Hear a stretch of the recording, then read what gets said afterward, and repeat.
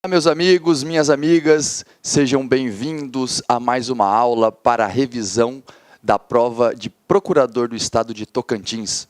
Meu nome é Daniel Barion, sou professor de Processo Civil e hoje nós conversaremos sobre um tema essencial para a sua aprovação, o litisconsórcio. Vamos lá? Como é que o litisconsórcio é formado? Ou como é que as pessoas passam a se reunir em um determinado polo do processo? Mais de um autor, mais de um réu ou mais de um autor e réu? Quando houver comunhão de direitos e obrigações, ou de obrigações entre elas, quando houver conexão pelo pedido ou pela causa de pedir, e quando as questões forem afins, forem semelhantes. Então, esses são os casos de formação do litisconsórcio.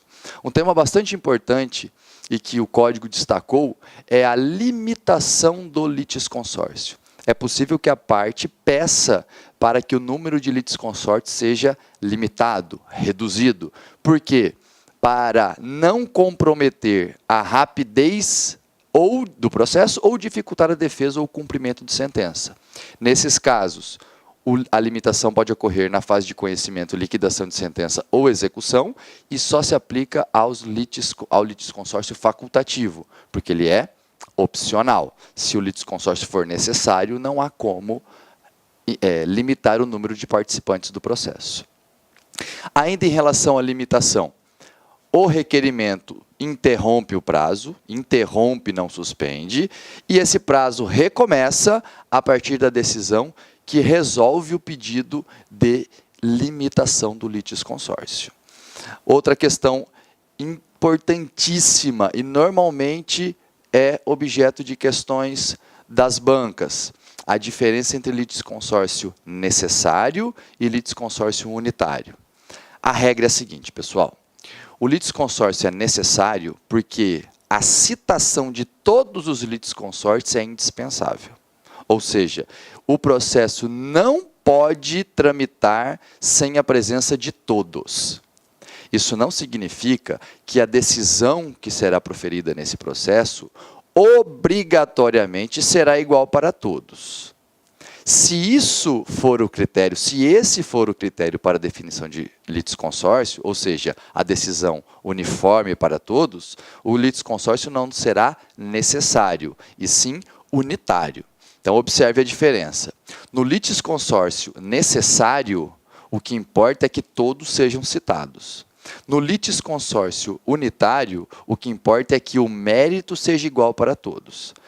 Na maioria dos casos, o litisconsórcio necessário será unitário. Mas isso não é uma regra. E para efeito da prova, você não pode confundir os conceitos.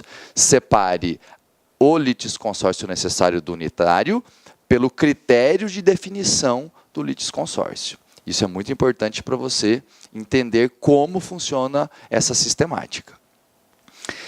Ainda em decorrência dessa diferenciação, você tem que entender que o litisconsórcio, se for necessário unitário e não tenha sido formado, haverá nulidade. Se, ao contrário, o litisconsórcio não é necessário unitário, o processo não será nulo, mas ineficaz, em relação aos litisconsortes que deveriam participar, que poderiam participar e não participaram. Então veja que a diferença também tem consequências no plano da validade e da eficácia. Isso é muito importante que você entenda. Depois leia com bastante atenção o artigo 115. Os litisconsortes e as relações, e como se dá a relação entre os demais litigantes, a parte adversa. Os litisconsortes são considerados litigantes distintos. E os atos que um litisconsorte pratica não prejudica os demais, apenas beneficia se o litisconsórcio for unitário.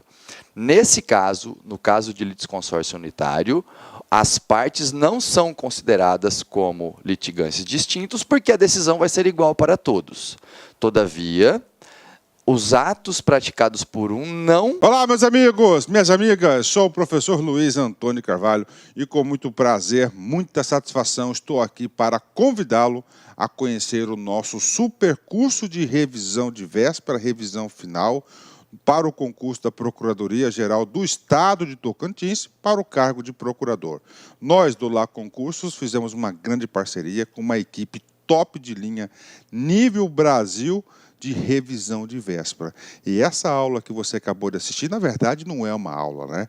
É um pequeno pedaço de uma aula, tá? Um pequeno trecho demonstrativo para que você conheça aí os nossos serviços e a qualidade. Este curso do Tocantins, preste atenção, são no mínimo 15 horas de revisão, revisões bastante pontuais, na qual eu tenho certeza, mas certeza absoluta, que a galera aí vai conseguir ter um percentual de acerto antecedente à prova em torno aí de 20%. Gente, isso é um diferencial competitivo muito grande, considerando um concurso dessa complexidade. Bacana?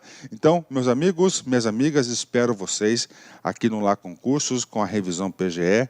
Forte abraço, fique com Deus. Tchau, tchau.